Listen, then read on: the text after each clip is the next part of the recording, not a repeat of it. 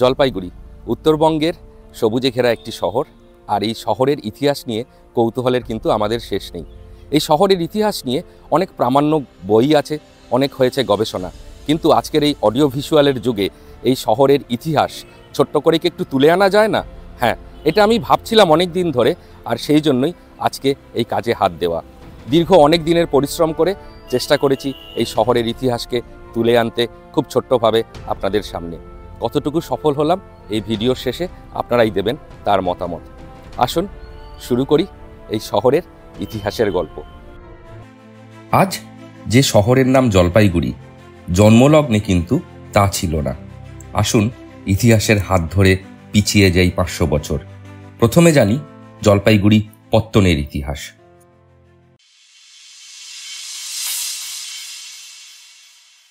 সময়টা ইংরাজি 1515 সাল। রাজা বিশ্বসিংহের হাত ধরে আসামের কামরূপের পশ্চিমে প্রতিষ্ঠা হলো কোচ রাজবংশের। আর এই বিশ্বসিংহের ভাই রাজা শিষ্যসিংহ পেলেন বৈকুণ্ঠপুর অঞ্চলের শাসনের দায়িত্বভার। সময়টা 1526। বৈকুণ্ঠপুর অঞ্চলে গড়ে উঠল জলপাইগুড়ির রাজাদের প্রথম রাজত্ব। প্রসঙ্গত ছোট করে বলে রাখা ভালো, এই বৈকুণ্ঠপুর অঞ্চলের পশ্চিমে মহানন্দা নদী আর পূর্বে তিস্তা নদী। কোচবিহার রাজপরিবারের নারায়ণকে বৈকুণ্ঠ নামে পুজো করা হতো, আর সেই নাম থেকেই আসে বৈকুণ্ঠপুর। যাই হোক, রাজা শিষ্যসিংহ রায়কত উপাধি নিয়ে স্থাপন করেন রায়কত সাম্রাজ্য। 1715 সালে রাজধানী বৈকুণ্ঠপুর থেকে স্থানান্তরিত হলো আজকের জলপাইগুড়ি শহরে, রাজা ধর্মদেব রায়কতের আমলে। আর আজ যে রাজবাড়ি জলপাইগুড়ি শহরের বুকে মাথা তুলে উঁচু হয়ে দাঁড়িয়ে আছে, সেটি তৈরি রাজা প্রসন্নদেব রায়কত এবং রাজা ফণীন্দ্রদেব রায়কতের আমলে। রাজবাড়িতে এখন থাকেন রাজপরিবারের উত্তরসূরিরা, তবে সাধারণের জন্য কিন্তু এই গেটের ভেতর প্রবেশ নিষিদ্ধ।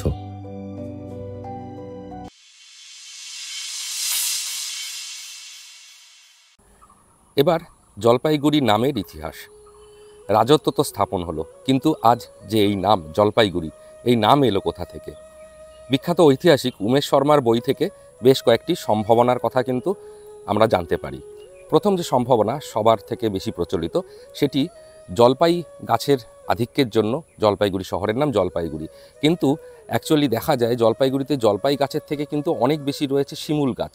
সেই হিসেবে জায়গাটির নাম কিন্তু শিমুল মহল হওয়া উচিত ছিল, আর এই বৈকুণ্ঠপুরে কিন্তু শিমুল মহল সত্যি এখনও আছে। দ্বিতীয় যে সম্ভাবনার কথা উঠে আসে, সেটি জল্পেশ্বর মন্দিরকে কেন্দ্র করে, যে জল্পেশ্বর মন্দির ছিল বলে এখানকার নাম জলপাইগুড়ি। কিন্তু সেক্ষেত্রে জলপাইগুড়ি না হয়ে জল্পেশ্বরগুড়ি হলে বোধহয় সেটা অনেক বেশি পারফেক্ট হতো। আর তৃতীয় যে সম্ভাবনা উঠে আসে, সেটি এই নামের পেছনে তিব্বতীয় শব্দের অবদান। যে লিপি এই তিনটে শব্দের মানে হচ্ছে গরম বস্ত্র বা উল, আর গো মানে দুয়ার, আর রি মানে পাহাড়। তার মানে পাহাড়ে ঘেরা এমন একটা অঞ্চল যেখানে গরম বস্ত্রের আদান প্রদান বা বিক্রি হতো। কিন্তু পরবর্তীতে দেখা যায় এই ইতিহাসেরও খুব একটা জোরালো ভিত্তি কিন্তু পাওয়া যাচ্ছে না। আগের তিনটি ধারণার কোনো ঐতিহাসিক প্রমাণ পাওয়া যায় না বলে চতুর্থ কারণটি বেশি যুক্তিগ্রাহ্য বলে মনে হয়। এর ইতিহাস হলো ত্রিপুরার ইতিহাস, যেখানে বলা হয়েছে জলপাই বা জলপালিয়া নামে এক গোষ্ঠী ত্রিপুরায় বাস করতেন। ত্রিপুরায় সামাজিক অস্থিরতার কারণে এই জলপাই সম্প্রদায় ছড়িয়ে পড়েন অধুনা কুচবিহার থেকে শুরু করে জলপাইগুড়ি পর্যন্ত। বৈকুণ্ঠপুর রাজবাড়িতে এই জলপাই সম্প্রদায় গঙ্গা জল সরবরাহ করতেন, আর খুব সম্ভবত এদের বসতি থেকে এই তিস্তার পশ্চিম পাড়ের গ্রামটি পরিচিত হয়ে ওঠে জলপাইগুড়ি নামে। এখনও জলপাইগুড়ি শহরের সন্নিকটে জলাদিপাড়া কিংবা মাদারিহাটের জলদাপাড়া অথবা আলিপুরদুয়ারের জলদিয়াপাড়া এই ধারণাকেই কিন্তু স্পষ্ট করে। আর জলপাইগুড়ি শহরের প্রতীক কী বা এমব্লেম? আমার পেছনে দাঁড়িয়ে থাকা এই সিংহদুয়ার সেই প্রতীক। রাজা ফণীন্দ্রদেব রায়কতের আমলে গড়ে ওঠে এই সিংহদুয়ার, যা পরবর্তীকালে অনেকবার হয়েছে সংস্কার। আশ্চর্যের বিষয় হলো এত বড় দরজা বা এত বড় গেট, এর পেছনে কিন্তু নেই একটুও কংক্রিট, শুধুমাত্র চুন সুরকির গাঁথনি দিয়ে দাঁড়িয়ে রয়েছে এই খিলান শতাব্দীর পর শতাব্দী পার হয়ে। তাহলে এবার আসা যাক প্রামাণ্য ইতিহাসের কথা বা আধুনিক ইতিহাসের কথা। 1765 সালে রংপুর একটি জেলা হিসেবে আত্মপ্রকাশ করে, আর তার প্রায় 100 বছর পরে 1854 সালে জলপাইগুড়ি আত্মপ্রকাশ করে একটি মহকুমা হিসেবে, কিন্তু তখনও সেটি তিস্তার পশ্চিম পারে একটি ছোট্ট গ্রাম। 1863 সালে ভুটান রাজার সঙ্গে লাগলো ব্রিটিশদের যুদ্ধ, আর ভৌগোলিক কারণে গুরুত্ব বৃদ্ধি পেল জলপাইগুড়ির। জলপাইগুড়ি আস্তে আস্তে পরিণত হতে থাকলো ব্রিটিশ ক্যান্টনমেন্ট হিসেবে। অবশেষে এলো সেই দিন 1869 সালের 1 জানুয়ারি জলপাইগুড়ি স্বয়ংসম্পূর্ণ জেলা হিসেবে আত্মপ্রকাশ করল। আর 1885 সালে স্থানীয় স্বায়ত্তশাসন আইনের বলে জলপাইগুড়িতে স্থাপিত হলো জলপাইগুড়ি মিউনিসিপ্যালিটি বা জলপাইগুড়ি পৌরসভা। আর এই জলপাইগুড়ি পৌরসভায় কিন্তু তখন ছিল মাত্র 5টি ওয়ার্ড, আর পুরো বোর্ডে ছিলেন কিন্তু সমস্ত বিদেশি ঔপনিবেশিক শাসকরাই। ভারতীয়দের কিন্তু পুরো বোর্ডে প্রবেশের অধিকার সেই মুহূর্তে ছিল না। এবার পালা জলপাইগুড়ি কিছু বিখ্যাত মন্দির, মসজিদ এবং চার্চের ইতিহাস জেনে নেওয়া। আর যেহেতু রাজার শহর, তাই শুরু না হয় রাজবাড়ির মন্দির দিয়েই করি। রাজবাড়ির ঠিক অপোজিটে আছে দুর্গা দালান, যেখানে প্রত্যেক বছর নিয়ম করে দুর্গাপুজো হয়, আর তার ঠিক পাশেই আছে কিন্তু কালী মন্দির।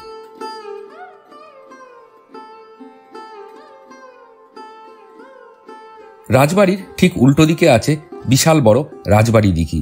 দিঘির পারে পাশাপাশি আছে দুটি মন্দির, একটি মনসা মন্দির, অপরটি শিব মন্দির। 1832 সালে স্থাপিত এই মন্দির পরবর্তী অর্থাৎ 1880 সালে পাকা করা হয়। শহরের একদম প্রান্তে গোশালা মোড়ে আছে দেবী চৌধুরানী মন্দির বলে খ্যাত একটি কালী মন্দির। যদিও আসল দেবী চৌধুরানী মন্দির রয়েছে সন্ন্যাসী কাটায়, কিন্তু লোকমুখে প্রচলিত এটাই সেই ভবানী পাঠকের বিখ্যাত দেবী চৌধুরানী মন্দির। এটি আদতে একটি কালী মন্দির। এর ঠিক পাশেই রয়েছে মারোয়ারি সম্প্রদায়দের শ্মশান।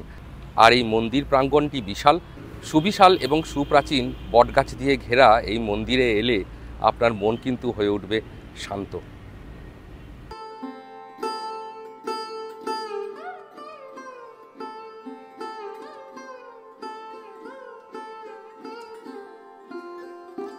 জলপাইগুড়ি শহরের অন্যতম ব্যস্ত এবং প্রাচীন মন্দিরের মধ্যে অন্যতম শ্রী শ্রী যোগমায়া কালীবাড়ি মন্দির।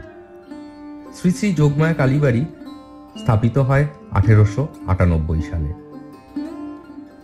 যোগমায়া কালীবাড়ির মূল নকশা করেছিলেন তৎকালীন জলপাইগুড়ি জেলার বিশিষ্ট বাস্তুকার রায় সাহেব কালীচরণ গুই।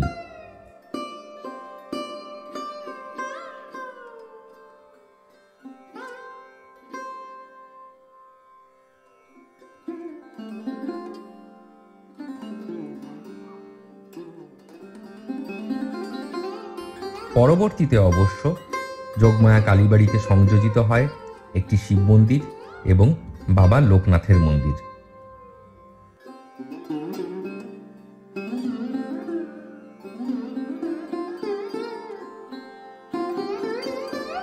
যোগমায়া কালীবাড়ির ভেতরে বর্তমানে যে কালী মায়ের বিগ্রহটি পূজিত হয়ে আসছে, সেটি দান করেন জলপাইগুড়ির অন্যতম পুরনো বাসিন্দা ঘোষ দস্তিদার পরিবার। এই ঘোষ দস্তিদার পরিবার এই মূর্তিটি নিয়ে এসেছিলেন ওপার বাংলার বরিশালের তাদের পুরনো বাড়ি থেকে।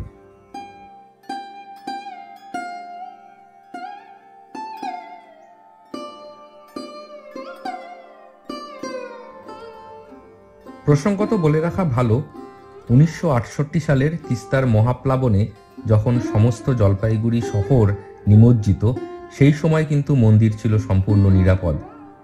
আর বন্যার ঠিক অব্যবহিত পরে যোগমায়া কালীবাড়ি মন্দির থেকে সংগঠিত হয়েছিল বিশাল বড় এক ত্রাণ শিবির।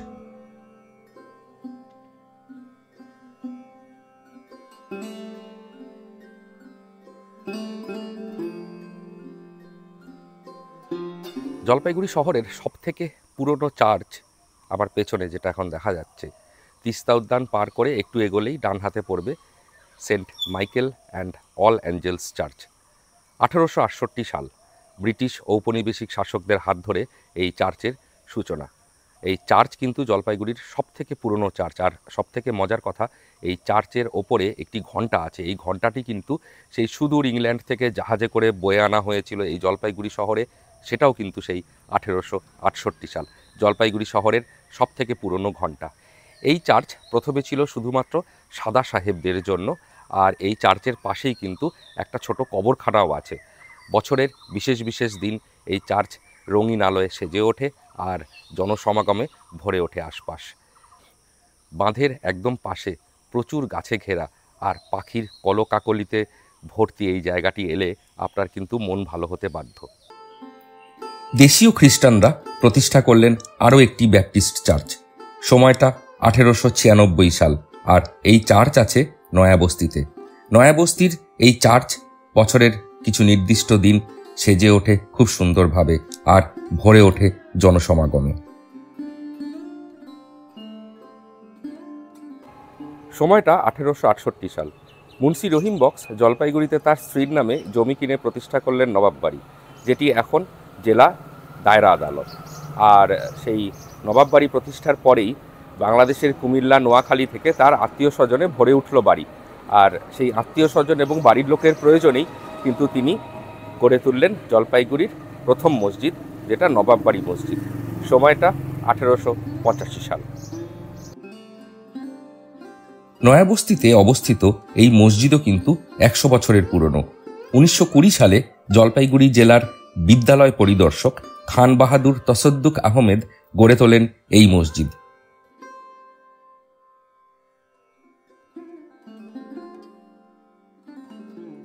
জলপাইগুড়ি শহরের অন্যতম দানবীর মুন্সি সোনাউল্লাহ গড়ে তোলেন এই মসজিদ। তিনি ছিলেন স্বদেশী মনোভাবাপন্ন। পরাধীন ভারতে প্রত্যেক শুক্রবার নামাজের পরে এখানে কিন্তু স্বদেশ প্রেমের বাণী প্রচার করা হতো।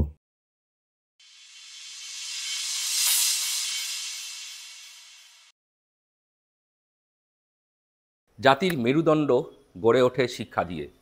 আর এখন আমরা জানব শিক্ষাক্ষেত্রে জলপাইগুড়ির বিখ্যাত কিছু স্কুলের ইতিহাস ছোট্ট করে।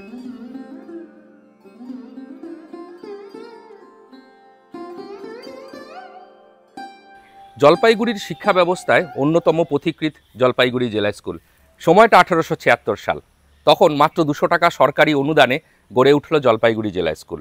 আর সিপাহী বিদ্রোহের ঠিক অব্যাহত পরে সেই সময় বাংলা তখন নবজাগরণের আলোয় উদ্ভাসিত। আর সেই সময় কিন্তু গুরুত্বপূর্ণ ভূমিকা পালন করে জলপাইগুড়ি জেলা স্কুল।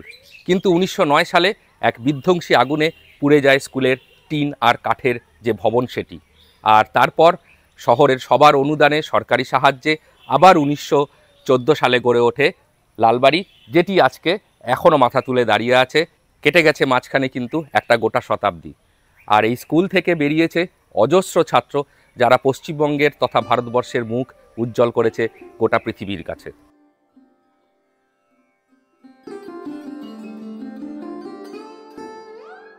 17 নভেম্বর 1917 সাল তৎকালীন রাজা প্রসন্নদেব রায়কত তার পিতৃদেব ফণীন্দ্রদেব রায়কতের স্মৃতিতে গড়ে তুললেন ফণীন্দ্রদেব ইনস্টিটিউট।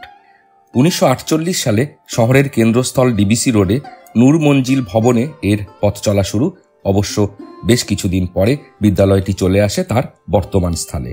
শহরের আরও একটি স্কুল সোনাউল্লাহ স্কুল, যার পথ চলা শুরু হয় তৎকালীন দানবীর মুসলমান মুন্সি মোহাম্মদ সোনাউল্লাহর উদ্যোগে। এবার দেখে নেওয়া যাক শহরের আরও বেশ কিছু স্কুলের প্রতিষ্ঠা সালের ইতিবৃত্তান্ত।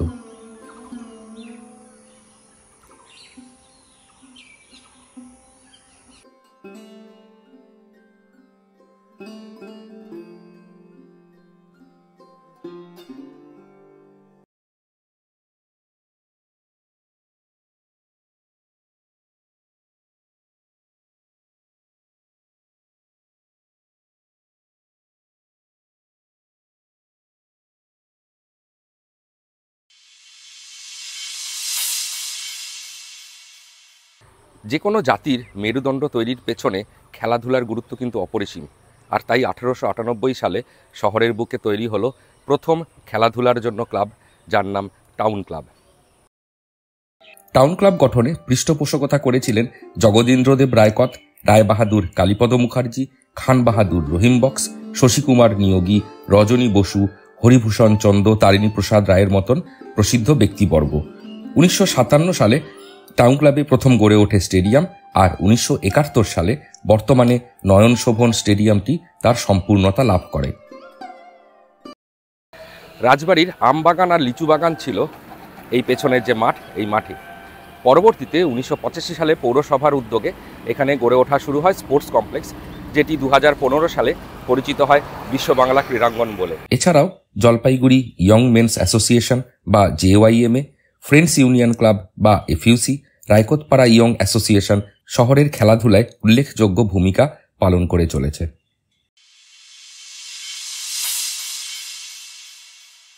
1902 সালে পুরসভার অন্যতম বিশিষ্ট নাগরিক শশীকুমার নিয়োগীর আহ্বানে তার বাড়িতে বসল একটি সভা, শহরের বিশিষ্টজনকে নিয়ে শহরের শিক্ষা দীক্ষা, সংস্কৃতি এবং স্বাধীন চিন্তাভাবনার প্রসার বাড়ানোর জন্য।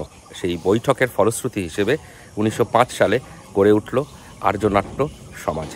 এই আর্যনাট্য সমাজ যে সংস্কৃতির জগতে প্রথম পদক্ষেপ, শুধু তাই নয়, সেই সময় পরাধীন ভারতে স্বদেশী চিন্তাভাবনা প্রচার এবং প্রসারে এই আর্যনাট্য সমাজের ভূমিকা কিন্তু ছিল অপরিসীম। আর্যনাট্য ভবনের বাইরে এই মাঠও কিন্তু নানা ঐতিহাসিক ঘটনার সাক্ষী। এই মাঠে স্বাধীনতার আগে যাবতীয় রাজনৈতিক সভা সমিতি অনুষ্ঠিত হতো। 1921 সালে দেশবন্ধু চিত্তরঞ্জন দাস এই মাঠে করেছিলেন সভা, আর 1929 সালে নেতাজি সুভাষচন্দ্র বসু এই মাঠেই কিন্তু রেখেছিলেন তার পদধূলি। 1947 সালের 15ই আগস্ট ভারত স্বাধীন হওয়ার পরে জলপাইগুড়ি শহরের পক্ষ থেকে এই মাঠেই কিন্তু উত্তোলিত হয় ভারতের জাতীয় পতাকা।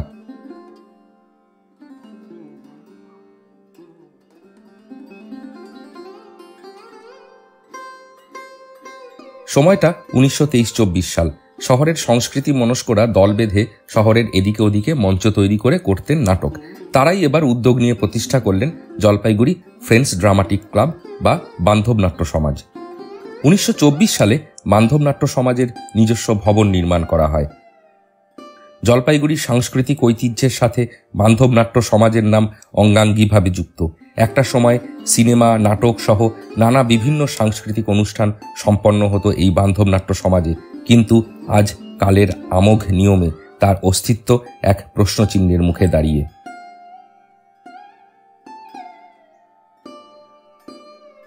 পাঁচশো বছরের সুদীর্ঘ ইতিহাসকে এরকম একটা ছোট্ট ফ্রেমে বন্দি করা ভীষণ কঠিন কাজ, আর তাই হয়তো বাদ পড়েছে অসংখ্য গুরুত্বপূর্ণ অধ্যায়। ইচ্ছে রইল সেই বাদ পড়া অধ্যায় নিয়ে ভবিষ্যতে ফিরে আসব নতুন কোনো একটা ভিডিও নিয়ে। আর ভিডিওর শেষে যেটা না বললেই না, অসংখ্য কৃতজ্ঞতা জানাই ঐতিহাসিক উমেশ শর্মাকে। ওনার বিভিন্ন বই থেকে পেয়েছি অসংখ্য তথ্য যা সমৃদ্ধ করেছে এই ভিডিওটি। বিশেষভাবে কৃতজ্ঞতা জানাই নিউজ পেপার জলপাইগুড়ি.in-কে। ওনাদের তথ্যমূলক প্রতিবেদন থেকেও এসেছে অসংখ্য গুরুত্বপূর্ণ তথ্য। আর অসংখ্য ধন্যবাদ এবং কৃতজ্ঞতা জলপাইগুড়ি জেলা স্কুলের শিক্ষক শ্রীযুক্ত ভাস্কর কুমার দাসকে। ওনার সহযোগিতা এবং অনুপ্রেরণা ছাড়া এই ভিডিও হয়তো আমি সম্পূর্ণ করতে পারতাম না। আর সবশেষে ভিডিওটি কেমন লাগলো জানাতে ভুলবেন না কিন্তু। ভালো থাকবেন সকলে, ধন্যবাদ।